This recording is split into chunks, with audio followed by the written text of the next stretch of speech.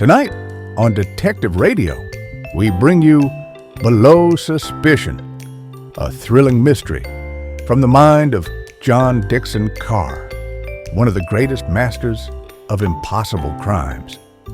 Did you know that Carr was one of the few American writers to be named a Grand Master by the British Crime Writers Association? His deep fascination with historical settings and theatrical allusions often found their way into his ingenious locked room mysteries. Starring Donald Sinden as the voice of Dr. Gideon Fell, this episode takes us into a case shrouded in deception, a courtroom drama where truth and lies blur, and a single overlooked clue holds the key to solving an impossible crime. Can Dr. Fell cut through the deception and uncover the truth? Stay with us as we unravel the mystery of Below Suspicion. Oh, Islington already? We're nearly there. Yes, next stop Holloway. Oh, I hate women's prisons. Almost as much as I love women. Yes, well, I should warn you, Joyce Wallace is a very pretty girl. Huh? Perhaps as well I shall be with you to give you moral support. Thank you. I prefer to see her on my own. Yeah, but she's bound to be shy about meeting you. And Patrick Butler, K.C., known to his admirers as the great defender. And known to others as that damned Irishman. No, I need to take her emotional temperature, so to speak. Give me 10 minutes alone with her. All right, well, very well. But don't forget one important point. What might that be? The charge against her is murder.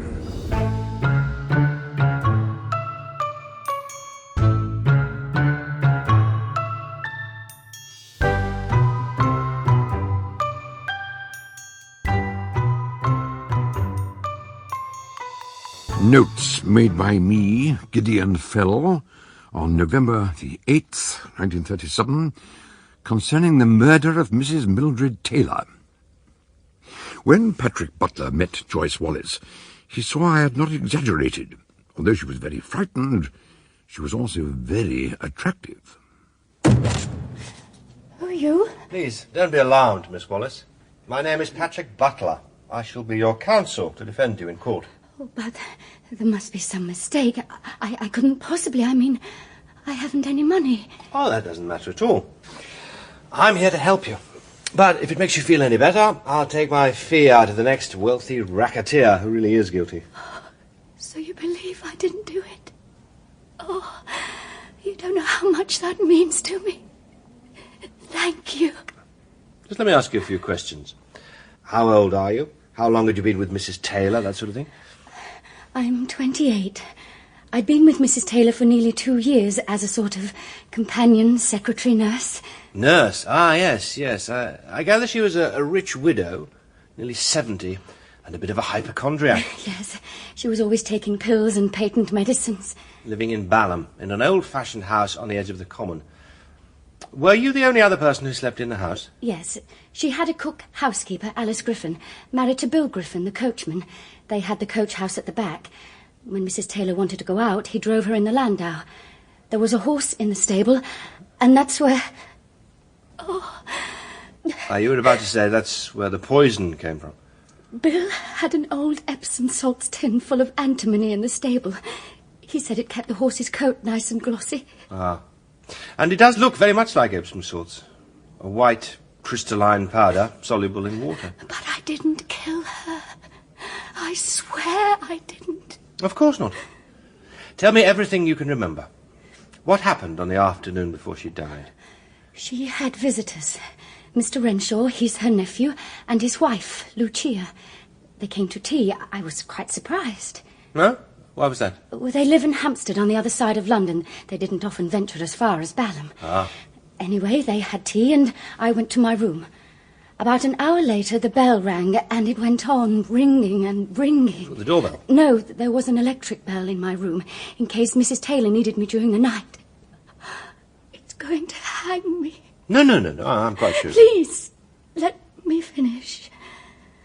When I went to her room, the Renshaws had gone, and I found she was sitting up in bed, holding the bell push, the kind they have in hospitals on a long cord. She'd gone into her bathroom and found her tin of Epsom salts was empty. She said it was my fault. By the time Alice came to fetch the tea things, Mrs. Taylor had worked herself up, screaming, "I know a young woman who'll get no bequest now. I'll ring my solicitor and make sure of that." What bequest? She'd left me £500 in her will. I know it's a lot of money, but please believe me. I'd never kill anyone, no matter how much. I'm sure you wouldn't. And what happened after that?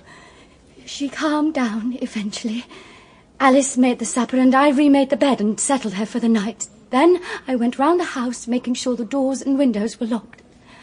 I turned the key in the back door and went up to bed. I slept soundly, and I'm certain the bell in my room didn't ring.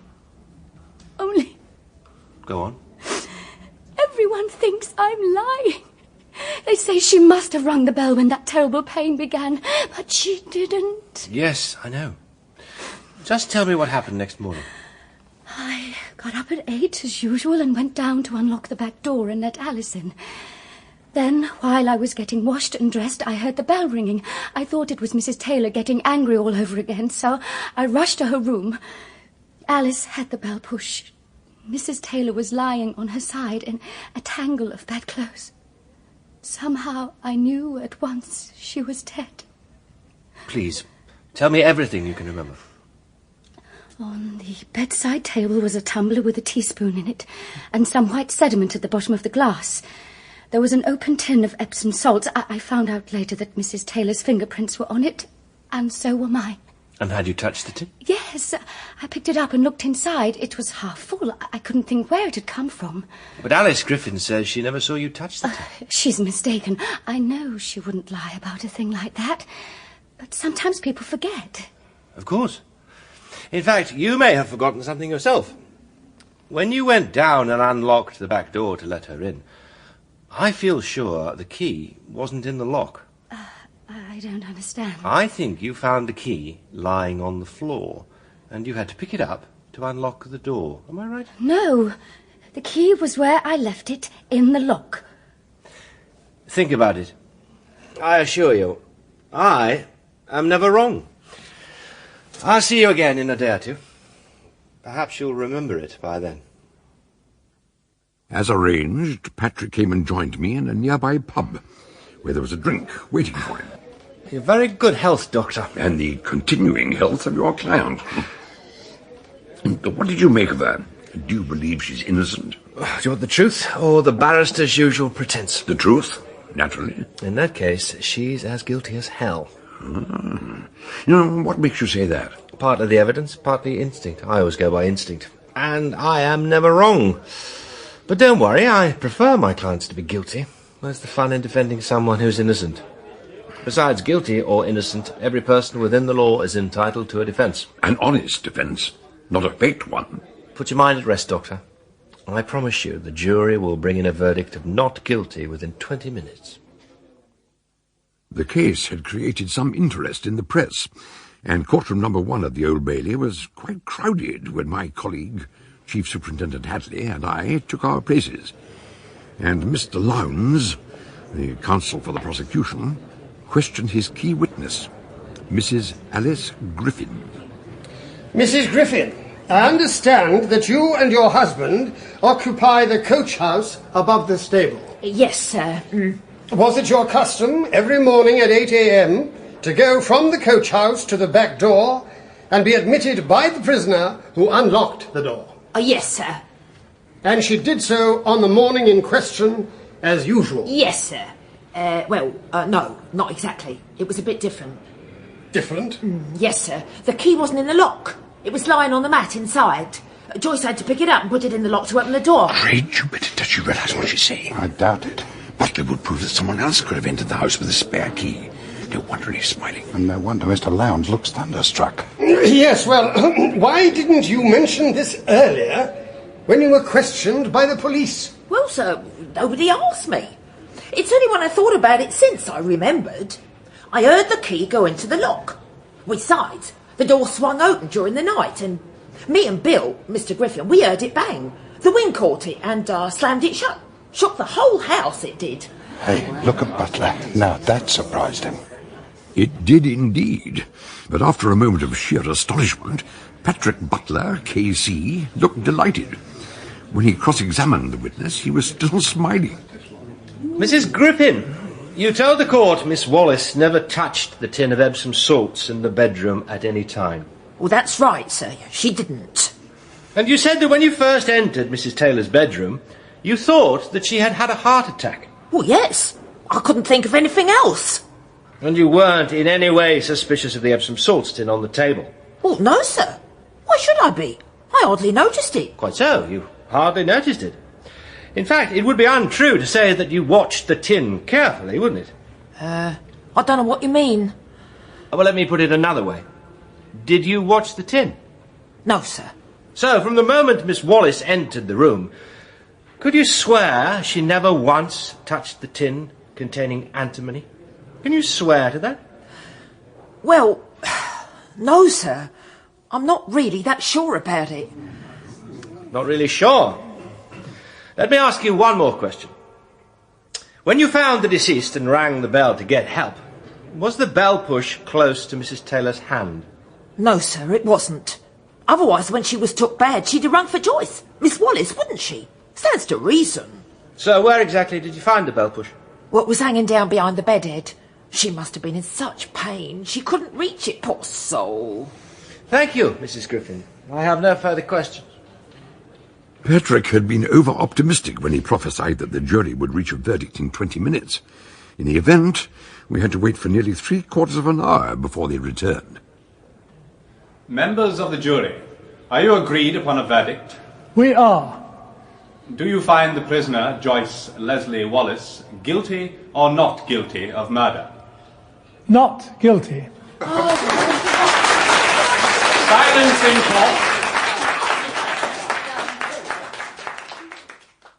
There's a particular coffee house almost opposite the Bailey, where all the lawyers go. And when Patrick called in half an hour later for some much-needed refreshment, Joyce was waiting for him.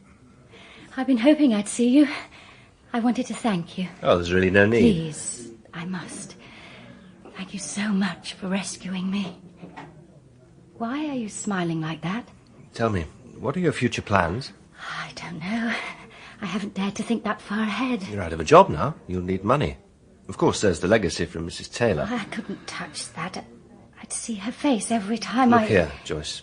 Let me help you. It's the least I can do. No, please. I watched you in court.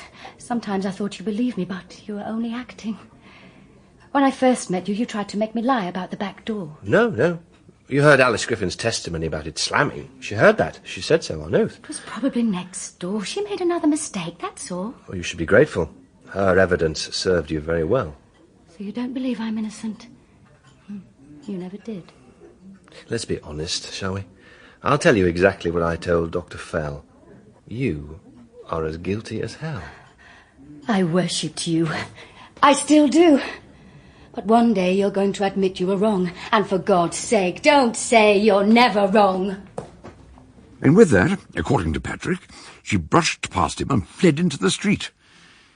Meanwhile, Hadley, who had stopped off to telephone his office, joined me in the nearest pub. Ah, you must be a mind reader. Cheers. We can be thankful the case is over and Joyce Wallace is free. Well, we're no nearer finding out who killed Mrs. Taylor. But I've just heard some startling news. Last night, while Joyce Wallace was still in custody, something else happened. You remember Mrs. Taylor's nephew, Dick Renshaw? Yeah, of course. He and his wife were almost the last people to see Mrs. Taylor alive. Yes. And Renshaw was poisoned last night. What? With another heavy dose of antimony. Do the police suspect anyone? Oh, yes. Mrs. Lucia Renshaw. They say the evidence looks fairly damning. But that's not the end of it. Apparently, in the past 3 months, there have been 9 unsolved deaths by poison in different parts of the country. And in not one of those cases has the Yard traced the purchase of poison to any suspects. But what has this got to do with Mrs. Taylor's murder? And why is Mrs. Renshaw under suspicion? It seems to have been a very unhappy marriage. And they say she's the only person who could have done it. I wonder who she'll get to defend her. Good morning, Mrs. Renshaw. Mr. Butler, how kind of you to come all this way. Sorry I'm rather late, but I don't know Hampstead very well. Although, strangely enough, this house looked vaguely familiar. Almost as if I'd been here before. Of course. You've been to Mrs. Taylor's in Balham. The two houses were built at the same time by Richard's great-grandfather in the 1870s. The same builder, the same architect, the same doors and windows. And the same locks, perhaps. Possibly. I've really no idea. But what was I saying? Oh, yes. I wanted to apologise. I know I should have come to your chambers, but after everything that's happened, I really don't feel up to it. You must forgive me for entertaining you in my boudoir and in my dressing gown. Believe me, I feel extremely honoured. What nonsense. Now you've made me smile. Thank you. I haven't smiled much lately. Of course. I was sorry to hear of your husband's death. Yes. But I won't be a hypocrite. I must tell you, 2 nights ago, in this room, I asked Richard to give me a divorce. And an hour later, he was dead. I see. Tell me about your husband. What was he like? As a matter of fact, he wasn't unlike you. It's not just a slight physical resemblance, but your smile, your gestures, there are similarities. Really? Let's talk about the night before last. Do you mind telling me, why did you want a divorce? So many reasons. Of course, he was away from home a lot. He travelled a good deal on business, often for weeks at a time, but I was quite glad about that. And it's not because he'd been unfaithful. It was humiliating, but I'd almost got used to that too. No, we'd fallen out of love, and there was no future for us. And when you asked for a divorce, what was his reaction? He looked at me with absolute hatred. Then, without a word, he took a drink of water from that carafe on the table. It was a habit of his. Every night before he went to bed, he drank some water, straight from the carafe. Then he began to get undressed. He was very angry. He suddenly said, "Unless you can find evidence against me, which you can't, you'll never get a divorce. Remember what happened last time you tried it." A few minutes later, a strange look came over his face.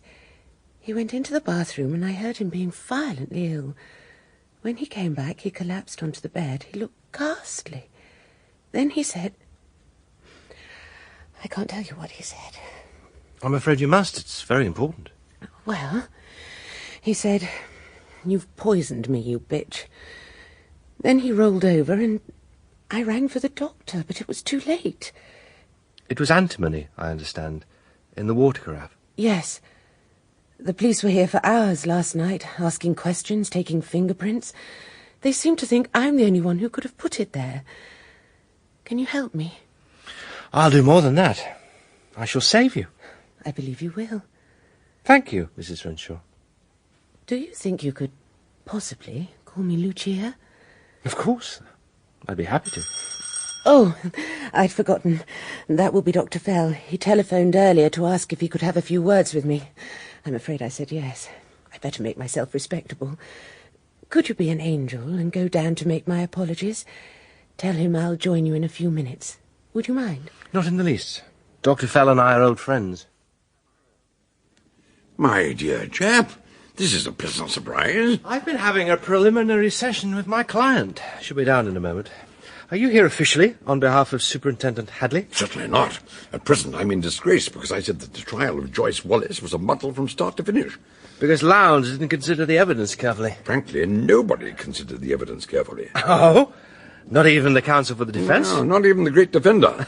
You were seeking a clever solution rather than the true explanation. Do you realize that there have been 9 unsolved poisoning cases recently?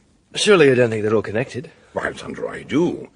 And all of them with just 2 aims in mind, profit and pleasure. You mean some kind of murder syndicate? Hired assassin? No, nothing like that. But what sort of group could exist under cover and in silence? How could so many people obtain poison without leaving any record of the transaction? Oh, Lord. Oh, Bacchus. What's the matter? Oh, this candlestick. Just look at it. What's wrong with it? Handsome silver candelabra with 7 candle holders. Look inside the sockets. They're black with dust. They need cleaning, that's all. Perhaps. But what about the man who died in this house the night before last? The man who drank from a poisoned water carafe. in the presence of his wife. Who told you that? I did, when he telephoned me. I'm so glad you know each other.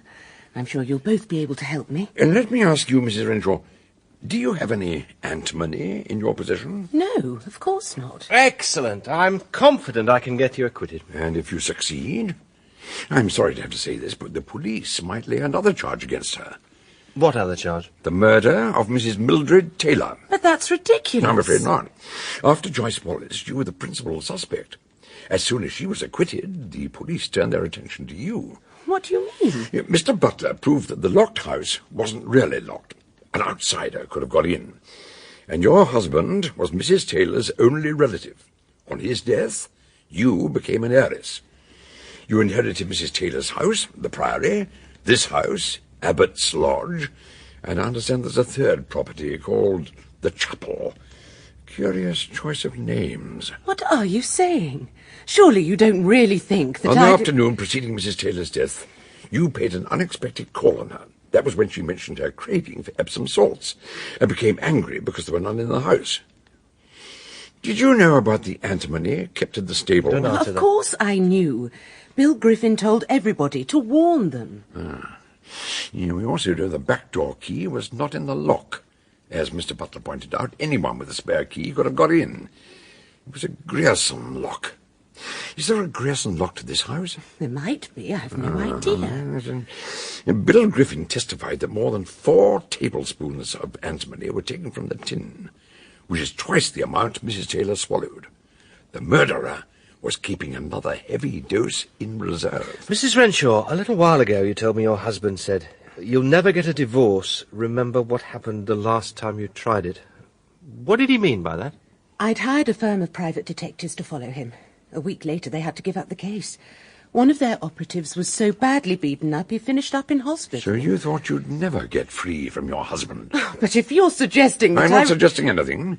I'm simply putting the case against you as the police would see it. Oh, thank you. Thank you very much. Listen, Lucia... And thank you too, Mr. Butler. I'd be glad if you didn't interfere in my affairs any longer. There isn't a shred of direct evidence. The case against you may look bad, yes, but and it's who not... made it look so bad? Just get out, both of you. Get out of my house!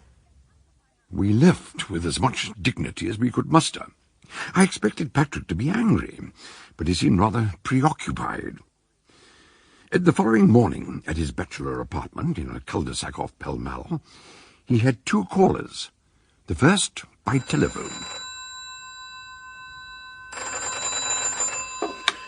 Patrick Butler? Oh, Patrick, can you forgive me? Lucia, I was just thinking of ringing you to apologise. But you did nothing wrong.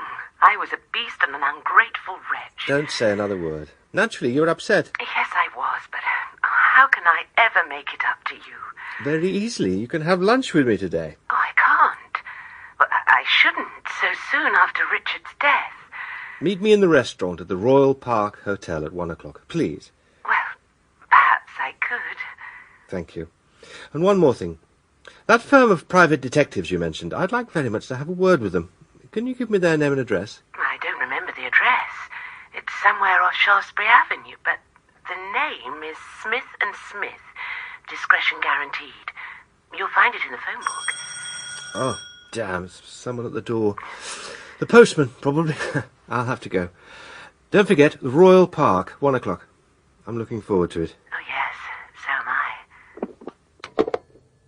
But when Patrick opened the front door, it wasn't the postman. Good morning. Miss Wallace? May I come in? Well, as a matter of fact, I was... Thank you. I expect I'm being a nuisance, but this really is important. Through here. Oh, what a lovely room. It's like a library. Would you mind telling me what this is all about? In last night's paper, I read about Mr. Renshaw being poisoned.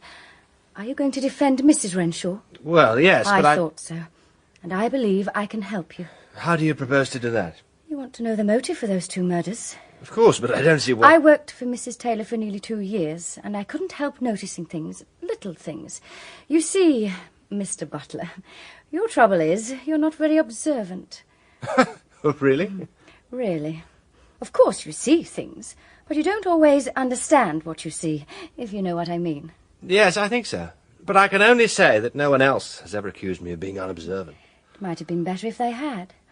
And another thing. Thank you. I really don't have time This case involves women. That's where I have the advantage over you. You don't really understand women, do you? What? It's only my opinion, of course, but I feel I'm sure afraid that... your opinion really doesn't interest me. I see. I'm just wasting my breath, am I? You're also wasting my time. And I do have a number of appointments this morning, so... I don't know why I bothered. You needn't see me out. I know the way. Look, perhaps some other time we could have dinner one evening. You won't see me again, Mr. Butler, until I can tell you the name of the real murderer. Oh, you think you'll find a solution before I do? I can try. Good morning. At lunchtime, Lucia Renshaw met Patrick at the restaurant, but her mood had changed. I keep thinking about Dr. Fell. Those strange questions he asked me last night. About the poison and the keys. Oh, yes. He got quite excited about the candelabra in your drawing room. Said it needed cleaning. Oh, what nonsense. My maid polishes it regularly. She keeps it spotless. Never mind. I've 2 pieces of good news for you. One, you're having dinner with me tonight. Oh, but you've just given me this wonderful lunch. Oh, this place is too crowded. I want to take you somewhere quiet. How about it? I'd love to, but I was hoping I might take you somewhere this evening. Somewhere interesting. Oh, where's that? I warn you, it's quite a long way off. We'll need a taxi. No, we won't. I'll bring the car to Hampstead. What time? Well, shall we say 8 o'clock? Oh, did you say there was another piece of good news? Yes, I know how to prove you're innocent. I wish you'd tell me about that, Mr. Butler. Oh, you made me jump. Lucia, may I introduce Chief Superintendent Hadley? Mrs. Renshaw and I have already met. Madam? Good afternoon, Mr. Hadley. You surprised me, Superintendent. I didn't realize a man in your position would descend to following suspects. Oh, I'm not on duty. I was lunching here myself, as it happens. May I join you? Please. After all, we're all working together, aren't we, to get to the truth? According to Dr. Fell, there's some kind of murder organization which operates with poison and never leaves a single clue. Could you lower your voice a little? We don't want to attract attention. And I think I can tell you who was the head of the whole system. Oh, yes. So who is it? I said was the head. The chief organizer, who was poisoned so someone else could take his place, was Richard Renshaw. Oh, I'm sorry. So clumsy of me. But Richard, a criminal? I can't believe that. Exactly, which is why Dr. Fell asked Mrs. Renshaw a lot of bizarre questions last night to prove that she knew nothing about it. But now you only have to find out who's taken Richard's place as the head of the murder gang, and we'll have our poisoner. What do you say, Superintendent? We collect information, Mr. Butler. We don't distribute it. But I'll tell you this much. Renshaw kept 3 separate bank accounts in 3 different names. It seems you could become a very rich woman, Mrs. Renshaw, provided Mr. Butler can prove your innocence. Oh, for pity's sake, you've only got to follow up the lead I've just given you. And how do you suggest we should set about that? There's a firm called Smith & Smith, a detective agency. One of their men was beaten up by some thugs, clearly hired by Renshaw.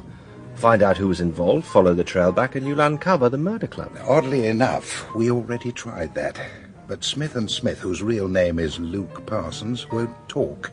We couldn't get a word out of him. Do you want to bet I can't? I've had a good deal of professional experience with villains, Superintendent. Oh, yes. And when were you last in a rough house? Patrick, no, be Thanks sensible. for your concern, Hadley, but I'll worry about that when the time comes. More coffee, Lucia? An hour later, Patrick climbed 2 dingy flights of stairs in a Soho back street and entered the office of Mr. Luke Parsons. Mr. Parsons, I'd like to have a few words with you on a rather complicated... Didn't my secretary tell you I don't see anyone without an appointment? Yes, she did mention something of the sort. But I said I was sure you'd want to see me. My name's Renshaw. Oh, my God. What's the matter? Oh, you didn't mistake me for my brother, did you? He died 2 days ago, poor chap. I've been living in the States for the past few years, but as soon as I heard of his death, I took the first plane over. Well, you do look a little bit like him, but I didn't even know he had a brother. In the States, you say? Lucky man. Now, that's a place where firms like mine have got rights. How do the police treat private investigators over here? Like dirt, that's how. Yes. As a matter of fact, I have a little business of a strictly private nature. My dear sir, sit down. Look, make yourself comfortable. If you just give me the facts. Well, it's rather hard to know where to begin. Yeah, it generally is. There's a lady involved, perhaps. In a way, yes. Very understandable. But you know our motto, discretion guaranteed. Just look on me as a sympathetic friend, yes? I'll try. The fact is, I run quite a flourishing business in the States. Oh, yes, yeah. May I make so bold as to ask the nature of it? It's the same business Dick directed over here, except I like to think our cloak is better organised. Excuse me, I don't want nothing to do with that. No, I don't want to involve you in my business. But, you may remember some time ago my brother had a little problem concerning his wife. Oh? Did he? Dick got a couple of enterprising lads to, what should I say, get to work on one of your staff. I want to find those two lads and take them back to the States, that's all. Sorry, don't know nothing about that, can't help you. It would be worth your while. Would £100 help to persuade you? I could tell you where you might find two certain people. I can't promise anything, but I need your assurance that my name would never be mentioned. What do you take me for? There you are. Now tell me their names. I can only give you one of the names. Henry Lord. You'll most likely find him at the pool hall in Bellman's Yard off of Dean Street. Not a word to anyone, mind. Bellman's Yard was at the heart of Soho, the wicked square mile. Behind an iron railing and down 3 steps in a shallow area, there was a grimy window with the word billiards in enamel letters. A few men were playing pool. One looked up as Patrick entered. Hello. Do I know you? I don't think so. My name's Renshaw. Bob Renshaw. I believe my brother used to come here sometimes, and I was hoping I might meet a friend of his, Henry Lord. Sorry, he's not here. But I've sort of took his place, and you're welcome to stay in case he turns up. How about a game while you wait? I don't know much about pool. I've played snooker. Oh, you'll soon pick it up. Here, take my cue. Getting a bit of practice. Thank you. Very aware that he was being watched, Patrick obeyed. He wasn't trying to play, just potting at anything on the table. Slowly he became aware of a silence behind him. The room had emptied. Looking back, he saw he was almost alone, except for the man who had spoken to him and one other, raw-boned and with a broken nose and built like a prize-fighter. When he spoke, Patrick saw he had 2 gold teeth, which gleamed under the lights. He ain't much good at that game, is he, Henry? Nah, he's not much good. I mean, he ain't no good at that game at all. I think you must be the 2 men I was hoping to see. He says he wants to see us, Henry. Now, why would he want to do that? I reckon we better find out. As he spoke, Henry drew a heavy pair of brass knuckles from his pocket, fitting them on his right hand. I wonder what he'd do if you was to stroke him with those. I don't expect he'd like it. Nah, but he couldn't do nothing about it, could he? Fear crawled through Patrick Butler. He studied the balls on the pool table, but with a throw of, say, 25 feet, they could smash a skull to pulp. We don't want him to start calling us names, do we? I don't think he'll be able to call us names. But what do you think he might call us, if he could still talk? I call you a pair of bastards. What do you propose to do about that? You're going to get it now, all right. Patrick's arm whipped forward, and he threw to kill. The ball struck the man's shoulder and spun him sideways, falling back into the rack of cubes. For several seconds, Patrick fired at the thugs as fast as he could snatch up the pool balls, yellow, red, and blue missiles streaking across the room. Then he made a dive for the door and escaped. At 8 o'clock that evening, he collected Lucia, and as they drove across the river into South London, he gave her a brief outline of his adventures at the pool hall. He felt he should warn her about the kind of people they were up against. Oh, Patrick, suppose they come after you. Next time you could be badly hurt. Don't worry. I rang Hadley with a description of both men. He'll have them in for questioning by now, and he'll beaver away until he finds out who's running this murder club. Do you think those thugs know who's running it? Do we even know if it really exists? Thanks to a rat-faced man called Luke Parsons, I believe they were expecting me at the pool hall. But why would he let 2 criminals know he's just betrayed them? He'd never do that. No, but he might have warned the head of the murder club, whoever he is, and he might have warned the thugs. Oh, I wish you'd never got involved in this. If anything happened to you... Nothing's going to happen to me. Let's change the subject. Where's this special place we're going to? And what's so special about it? It's called the Chapel, not far from the Priory, where Mrs. Taylor lived. Ah, yes, the 3rd house. Who lives there? Nobody. And it isn't a house. You'll see. Ah, I recognise this. Isn't this the road? Yes, that's the Priory, on the right. Oh, what's the matter? Why are we stopping? Well, there's no one living in the house now, is there? No, of course not. I saw a light in the first floor window. There it is again. But who on earth... Oh, Patrick, I'm frightened. I'm going to find out what's going on. Stay here No, while I'm not staying in the car by myself. I'm coming with you. This is the drawing room. There's no sign of anyone. Perhaps it was a trick of the light. The headlamps reflected on the window. Something like that. No, I saw a light moving around. Probably a torch. Please, Lucia, I wish you'd go back to the car. I wish you'd stop all this detective nonsense. And I wish you both clear out and leave me in peace. Doctor, what the devil are you doing here? An apt choice of words. I came here to investigate, and my investigation has already uncovered some devilish secrets. If I may say so, your cryptic remarks sometimes sound very much like sheer hocus-pocus. I don't suppose you're going to tell us what you found. Certainly I am. I searched Mrs. Taylor's dressing table and found two very interesting items. A silver cross on a chain and a pair of garters.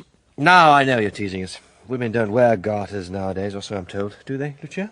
Oh, I know Aunt Mildred was a little old-fashioned, but no, I don't think so. Perhaps I should add that there was something strange about both these items. The cross was hanging upside down on its chain, and the garters were bright scarlet. And does that bring us any closer to the murder club and the person who runs it? Oh, yes. Will you tell us how? I can and will. You deserve to know the deadliness of the enemy you're fighting. Oh, by the way, Hadley told me about your escapade this afternoon. But I'm afraid the police raid on the pool hall was a fiasco.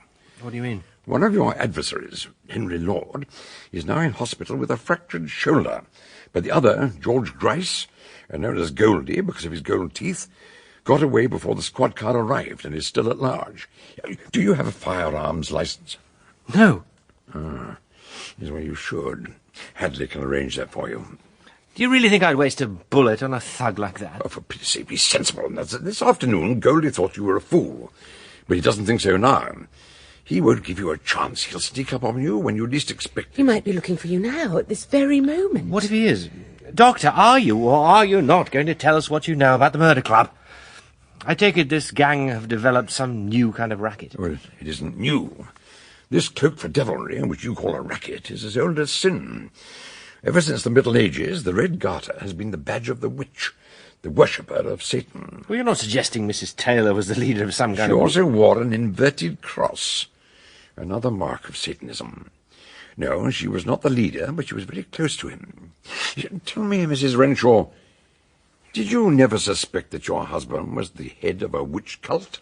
Not until lunchtime today, when Mr. Butler started to explain. I knew he had some strange secret, but I never dreamed... witchcraft and Satan, nowadays. Nowadays, more than ever. Because the world is in chaos, this evil flourishes. Doubly dangerous, since it attracts not only morbid sensation seekers, but also potential murderers. Murderers? Of course. The witch cult has always been the cloak for the wholesale poisoner. Last night at your house, I talked about an organization which distributed poison. But I couldn't think how it worked so successfully undercover. And there and then, in your drawing room, I saw a large silver candelabra, and I understood. You pointed out that it needed dusting. The candle holders were black. Yes, black, with wax, my friend, not with dust. Wax from black candles to celebrate a black mass. Not at this house, but in a building not far from here. A building that now belongs to you, Mrs. Renshaw. The chapel. I knew Richard visited it sometimes. That's why I wanted to take you there, Pat. I was too scared to go on my own. We were on our way there when we saw your light in the window. Splendid. I've already arranged to meet Hadley at the chapel. You can give me a lift. Ah, he must be here already. Unless someone else has a key. Yes, well, I have a torch. I'll lead the way. Oh, it's quite an ordinary chapel. Some of the pews are broken and it needs cleaning, but otherwise it's just ordinary. It may appear to be ordinary, but we are looking for extraordinary evidence. You see, now imagine you're a member of the cult, a hen-picked husband who wishes his wife dead, and you come here to achieve your heart's desire. Now, you go to a city where you're unknown, let's say Bristol. You're given the address of a certain chemist who sells you a poison called aconitine. You return home, and after a suitable interval, your wife is poisoned. With aconitine? No. She's poisoned with arsenic. Previously, a desperate woman from Birmingham bought arsenic in Leeds, and at the next meeting, these purchases were exchanged. So when your wife dies of arsenic in London, how could anyone trace it to you? Buying aconitine in Bristol. So that's the ingenious new device. New? My dear sir, it was used by a Satanist cult in 1746. But what are you looking for here? Records, dates, names, addresses. You think those records exist? Richard Renshaw was running a very complex organization. He must have had enough records to fill a filing cabinet. Hadley's men searched your house, Mrs. Renshaw, and your husband's office in the city, without success. So we reached the conclusion that the paperwork must be here. In this chapel? But there's nowhere to... Oh! I thought I heard voices. Come down here and see for yourselves.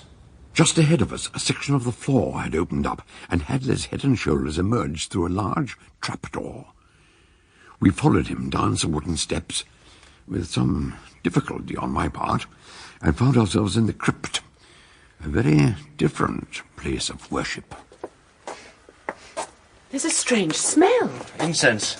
Something else I can't quite... Marijuana, a drug used to remove inhibitions. No, it's something more mundane than that. I know what it is.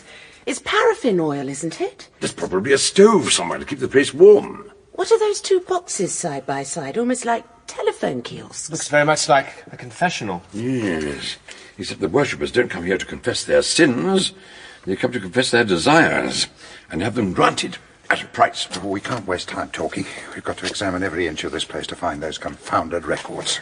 The low roof, held up by a dozen pillars, was dimly lit by a single electric globe, which gave just enough light to reveal the heavy curtains that covered the walls, and at the far end, a statue of Satan on the altar, and a silver candelabra holding 7 black candles. Look, it's exactly like mine. We're going to need all the light we can get. Has anyone got a match? Here you are.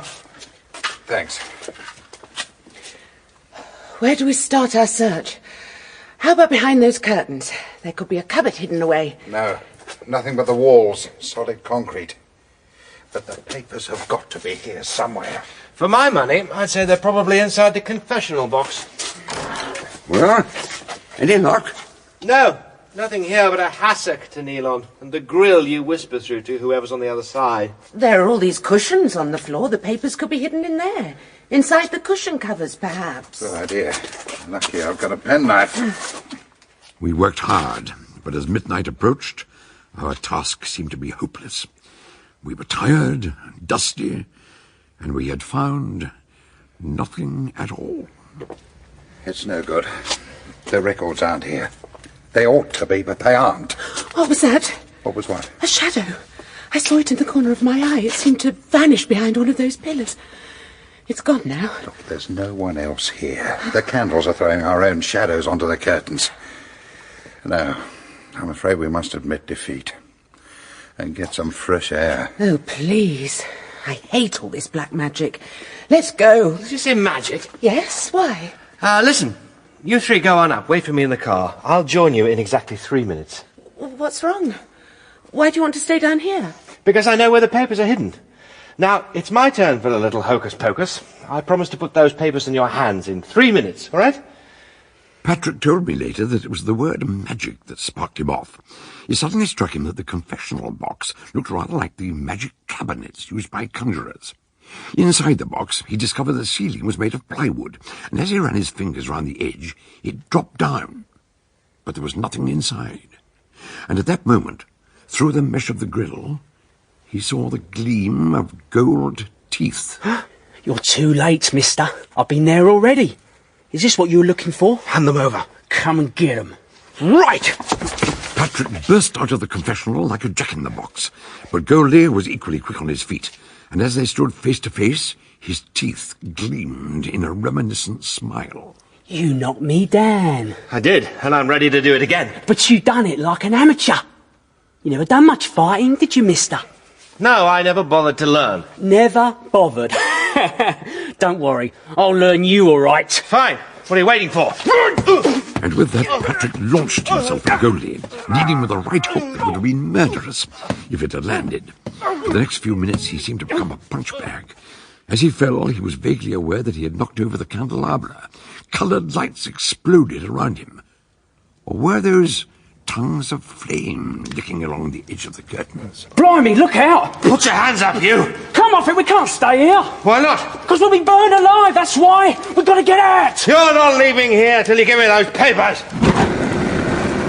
And that was when the paraffin vapour went up in a sheet of flame. Goldie tried to make a dash for the stairs, but Patrick was too quick for him. Are you farming? Get your hands off me! Give me those papers and I'll let you go! Here, take your bleeding papers! All right. You fought fair.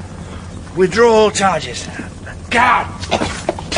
Goldie stumbled up the stairs, and Patrick grabbed the scattered papers from the carpet as the flames crept closer. Then, choking in the thick smoke, he too made his escape. Next day, Patrick cancelled all his appointments, and when I called on him that evening, he was still bearing some signs of the punishment he'd taken. Please, sit down, make yourself comfortable. Thank you. And are you fairly comfortable? Frankly, no. It even hurts me to talk. Oh, cheer up. I'm sure nothing will ever stop you talking. Have you spoken to Mrs. Renshaw today? No, not yet. Yeah, but my dear chap, she'll be so worried. You were in a terrible state when she last saw you. What do you mean by that? Well, we've been sitting in the car waiting for you. We didn't know what was going on in the crypt. Suddenly a smoky-faced man staggered out of the chapel and ran off down the road. A few minutes later, you appeared, handed me a bundle of papers, made an elaborate apology for keeping us waiting more than 3 minutes, then collapsed in a dead faint. I have never fainted in my life. Well, let's say that you were momentarily indisposed. Mrs. Renshaw took one look at you and the papers, then got out of the car and walked off into the night. I haven't seen her since. Finally, I understand from Hadley that you do not wish to prefer charges against your assailant, Mrs. Goldie, George Grice. Yes, yes. I just found this piece of paper stuck to the windscreen of your car. I don't know how long it had been there. All day, I imagine. You and me haven't finished yet. G.G. Incidentally, have you seen the evening paper? No, why? A private inquiry agent found strangled. Shortly after 6 o'clock last night, the body of Mr. Luke Parsons was found by a charwoman cleaning the detective agency offices. The victim, who had been first stunned by a blow to the head, was found seated at his desk, strangled with a scarlet cord looped round his neck and slowly tightened. I see. So this is the showdown, the third and final round. Did you do as I suggested? Get yourself a gun? No, and I shan't. But don't you understand you now have two sets of enemies? Goldie and his cronies, perhaps, and the new leader of the witch cult. Don't you see that? I see we now have 3 murders and 1 murderer. There are also 3 servants. One is Alice Griffin, Mrs. Taylor's housekeeper. The second is Joyce Wallace, Mrs. Taylor's companion nurse secretary. Now, I know Alice Griffin was telling the truth, and I know Joyce Wallace did not kill Mrs. Taylor. But we all overlooked Mrs. Renshaw's servant, a girl called Kitty Owen, who was responsible for cleaning the candelabra, a conventional domestic. And as such, she was below suspicion. Below suspicion? What do you mean by that? In a detective story, no one is above suspicion, but certain people are assumed to be below it. Any minor role, like a servant, is merely a cardboard character, which is what misled us all. May I try to explain? I should be extremely grateful. The explanation took quite a while. By the time I'd finished, it was dark outside, and I suggested we should close the curtains in case of any passers-by. This is a cul-de-sac. We don't have any passers-by. Or were you thinking of an uninvited guest? The documents you found last night proved without any question that Renshaw was the former head of the cult and Mrs. Taylor the second in command, with a third person to assist both of them. Therefore, I think... Forgive me, but it's getting late. If you'll excuse me. Very well, and I shall take my leave of you. And I shall see you out. When he opened the front door, the little cul-de-sac seemed very dark. It was impossible to tell who might be lurking in the shadows. I'll walk to the end with you. You'll be able to pick up a cab pretty easily. Oh, I'm sure I shall. Oh, I found this book at Mrs. Taylor's on the history of witchcraft. It might interest you. Thank you. I wonder if her spirit is hovering tonight. I don't know, but I think someone else may be. Then you'd better not hang about. Get home safely. I shall say good night to you, sir. To a man whom, despite certain eccentricities, I admire very much. Good night, Doctor.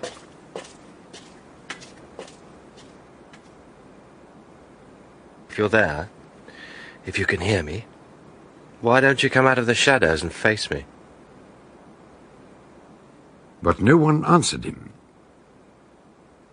Taking a last look round, Patrick returned to his flat. As he entered his study, he realized he had been foolish to leave the front door open. When he caught the whiff of perfume, he knew he was not alone.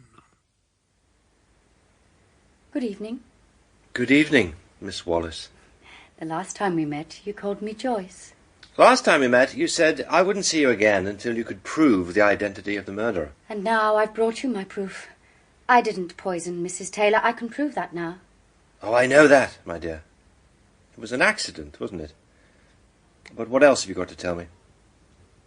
I killed Dick Renshaw. I am the head of the witch cult. Yes, I knew that too. Oh, yes. I'm sure you did. May I sit down? Why don't we both sit down? That's better. Shall I tell you what happened on the night Mrs. Taylor died? You went to Hampstead to poison your lover, Dick Renshaw. Oh? And why would I do a dreadful thing like that? Because he'd thrown you over, as he'd thrown over so many women. And once he was dead, you would take control of the witch cult. It was highly profitable. You already had an informer in the Renshaw household, the maid, Kitty Owen, who tipped you off about everything that went on there. You knew Dick was away on business, and Lucia was out to dinner with friends. So Kitty let you in, and you poisoned his water carafe. That was your little secret, and it nearly hanged you for the wrong death. Go on. When you left Mrs. Taylor's house, you dared not use the back door. The Griffins lived at the back, and they might have seen you, so you went out by the front door. And when you returned, you carelessly let it slam. It was the front door the Griffins heard. You also forgot to replace the key in the back door. Am I right so far? Oh, please don't stop. This is fascinating. But while you were out, Mrs. Taylor had been fretting and fuming about her Epsom salts. She couldn't sleep, so she got up and went to your room, where she found the Epsom salts tin, which contained antimony. It must have been quite a shock when you returned and found her dead. Yes, a horrible shock. And you realised, with Mrs. Taylor out of the way and Renshaw due to die when he returned from his travels, you'd achieved your heart's desire. And then you were arrested for a murder you hadn't committed. I imagine that before they took you away, you must have telephoned your helpful friend, Kitty. Of course. At first, she absolutely adored Dick Renshaw. But when he chucked her as well, she soon changed her mind. I told her, whatever happened, she mustn't touch the water carafe. So she was, in effect, your accomplice. As for you, I was right when I said you were as guilty as hell. Yes.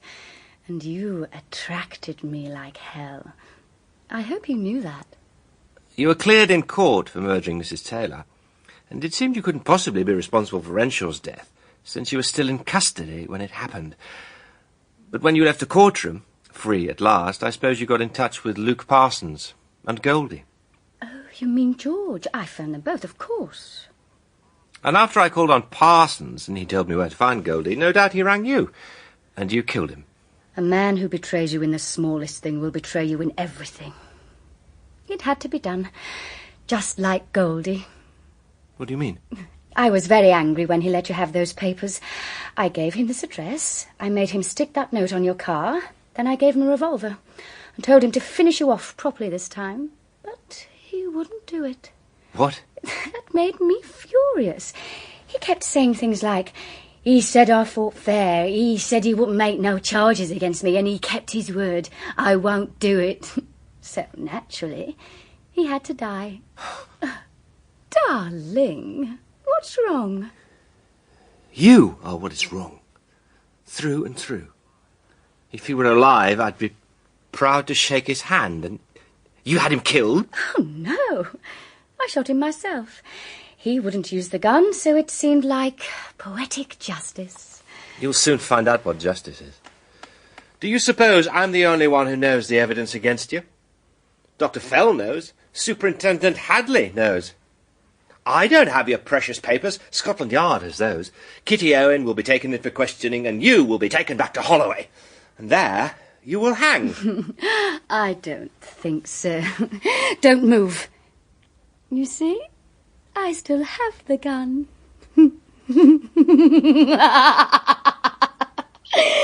So, you knew I was a murderer. All the time. As I believe I mentioned, I am never wrong. My dear Patrick, now that the trial of Joyce Wallace is over, I venture to answer your letter. The girl is a fanatic, and I think the jury realised that. I believe the verdict of guilty but insane was both merciful and sensible. I do wish to congratulate you on your engagement to Lucia Renshaw.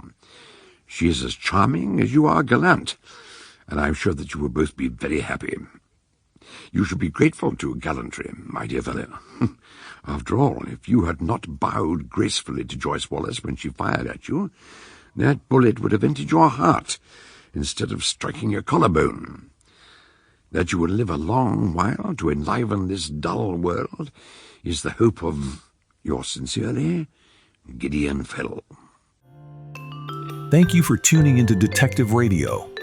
We bring you new episodes of mystery, suspense, and thriller stories every week. To keep getting our updates, give us a like and subscribe and hit the notification bell.